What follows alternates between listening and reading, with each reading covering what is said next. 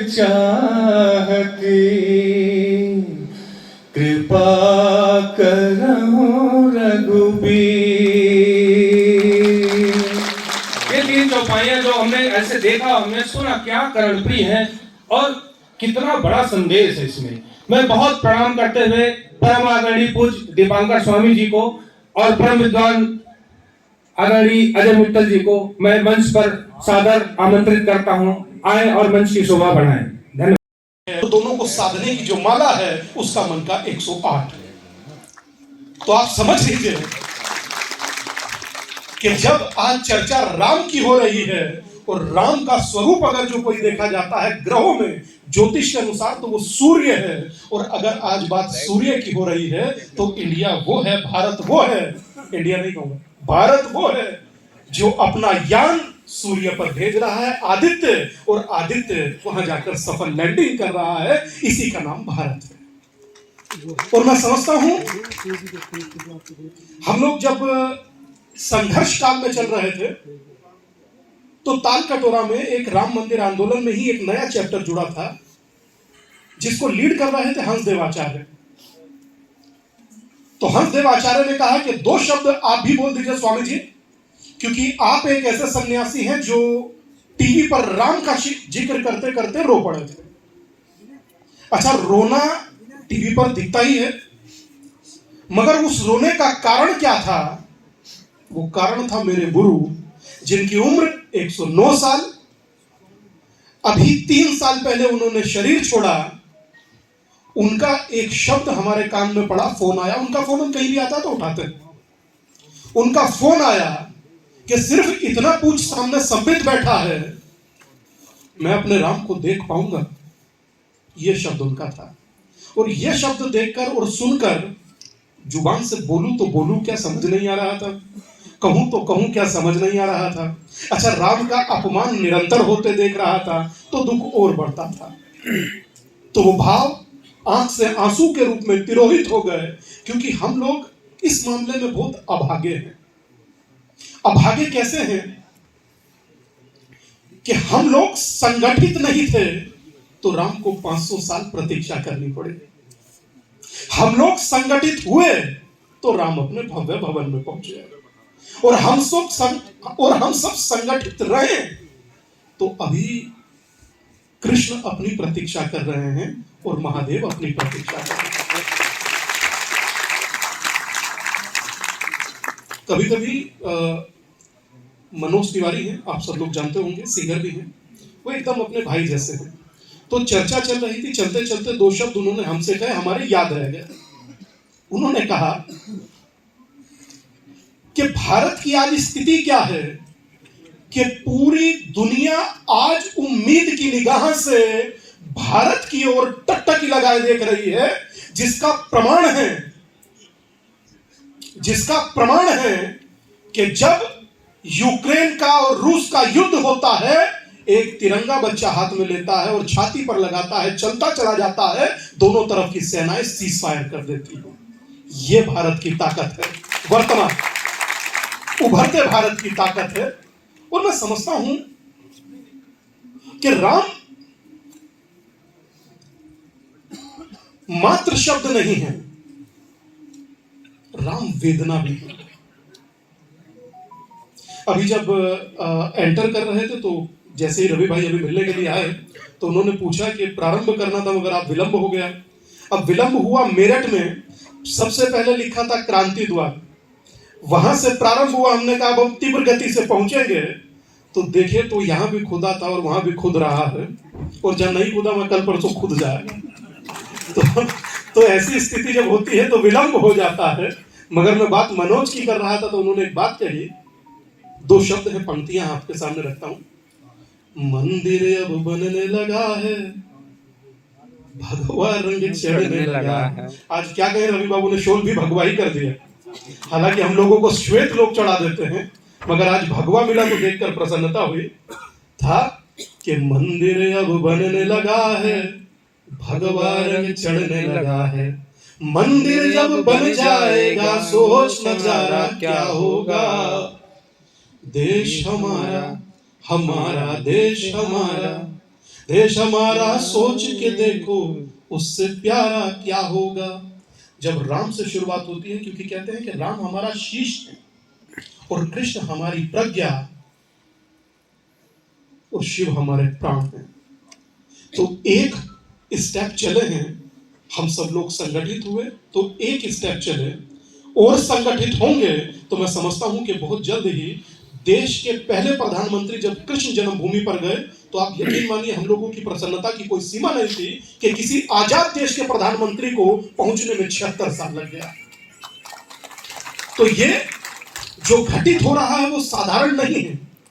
मैं समझता हूं कि यही घटित होता रहे, क्योंकि बात सनातन की है, बात राम की है, बात राम के पुरुषार्थ की है। जैसे हरिओम जी ने कहा था कि एक बार कहूं तो अभिवादन है और 2 बार कहूं तो संबोधन है, 3 बार कहूं तो वेदना है। जब कहते हैं ना अरे राम राम राम, 3 बार कहूं तो वेदना है, 4 बार कहूं तो संकीर्तन है और जीवन पर्यंत कहता रहूं तो मोक्ष है, जिसका नाम ही मोक्ष हो।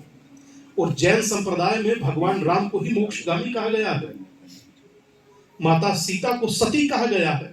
तो मैं समझता हूं कि जिसकी आज चर्चा हो रही है, आज इस देश में ऐसा वातावरण स्थापित हुआ कि हम लोग राम की चर्चा कर रहे हैं, वरना एक समय में राम बोलना तो कम्युनल हो जाता था। सच कह रहे हैं आप समझते हैं, एक समय में राम कहना तो कम्युनल हो जाता था और हम लोगों को तो 50 बार टीवी पर बोला जाता है, 50 बार बोला जाता है कि महाराज जी बहुत राम राम कर रहे हो, बहुत राम राम कर रहे हो। के वो और आदरणीय अजय मित्तल साहब दोनों लोग मंच पर जिनका हमें सानिध्य मिलेगा। सांसद जी को भी प्रणाम, समस्त जनप्रतिनिधियों को प्रणाम।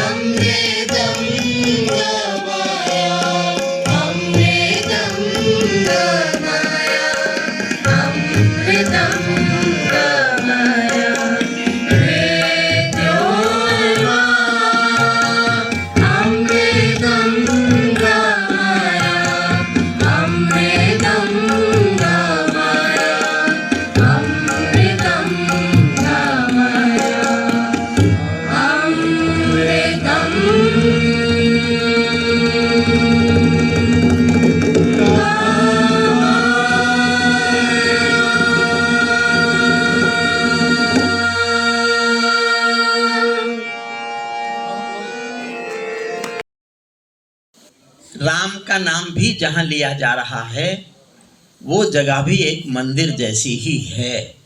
राम का नाम लिया जाए और मंदिर का एहसास ना हो, ये तो कभी होता है। धरती का ऐसा देवता है वो, जहाँ भी उनका नाम भर लोगे, संसार में किसी के नाम पर भी संबोधन नहीं चला। गांवों में जो बिना पढ़े लिखे लोग हैं, जिन्होंने कभी शिक्षा नहीं ली, कभी विद्यालय नहीं गए, वो सुबह आपस में कोई गांव का मिलता है तो राम राम जी बोलते हैं। कभी किसी ने विचार किया क्यों? मैं अपनी बात स्पष्ट कर सकूं उसके लिए मैं एक छोटी सी बोध कथा सुनाता हूं आपको। ऐसा मैंने पढ़ा, मैंने 92 में भगवान राम पर एक कविता लिखी थी जब आंदोलन अपने चरम पर था। तो उस कविता को लिखने के लिए मैं विश्वविद्यालयों के पुस्तकालयों में घूमता रहा। तो मुझे जो हमारे डॉक्टर सोरी साहब आइए, आपका स्वागत है। तो जो मुझे कुछ बोध कथाएं मिली, उनमें एक बोध कथा ऐसी मिली, उससे मुझे लगा कि आज हम जिस चीज को जैसे सोचते हैं, इसके पीछे की इसके पीछे पृष्ठभूमि क्या है, उसको नहीं समझे तो हम अर्थ ठीक नहीं निकाल सकते। हम ठीक अर्थ निकाल सकें, हम ठीक अपना प्रयोजन सिद्ध करके बता सकें हम कहना क्या चाहते हैं, उसके लिए मैं आपको एक बोध कथा सुनाता हूं। जब शिवाजी ने सिंहगढ़ का किला जीत लिया तो शिवाजी की मां चाहती थी कि किले में प्रवेश से पहले राम कथा होना चाहिए। मां जीजाबाई के आदेश पर समर्थ रामदास गुरुजी, उस समय पूज्य दीपंकर जी बैठे हैं, उनके सामने मुझे संकोच हो रहा है ऐसे दृष्टांत देने का, लेकिन अपनी बात समझाने के लिए मेरे पास अच्छा दृष्टांत नहीं है। उन्होंने कहा कि पहले राम की कथा हो तो आगे इस किले में प्रवेश किया जाएगा। तो समर्थ रामदास गुरु कथा कहने आए, कथा चलने लगी। एक दिन कथा में प्रसंग आया कि सीता माँ का अपहरण हो चुका है, वो वाटिका में बैठी है। हेलो, ये विपक्ष यहाँ भी आ गया क्या? हेलो, बहुत बढ़िया। हो सकता है मेरे हाथ गलत लग जाते हैं। सीता माँ अशोक वाटिका में बैठी हैं, उनका चेहरा राम की याद में है तो चिंता में है तो सफेद दिख रहा है, और उनके चारों ओर सफेद गुलाब के फूल खिले हुए हैं। उन सफेद गुलाब के फूलों का रंग और सीता माँ के चेहरे का रंग एक जैसा दिखता है। ये कथा में प्रसंग आया। इतना सुनते ही एक व्यक्ति भीड़ में से खड़ा हो गया। गुरुदेव ने कहा, क्या झूठ बोल रहा?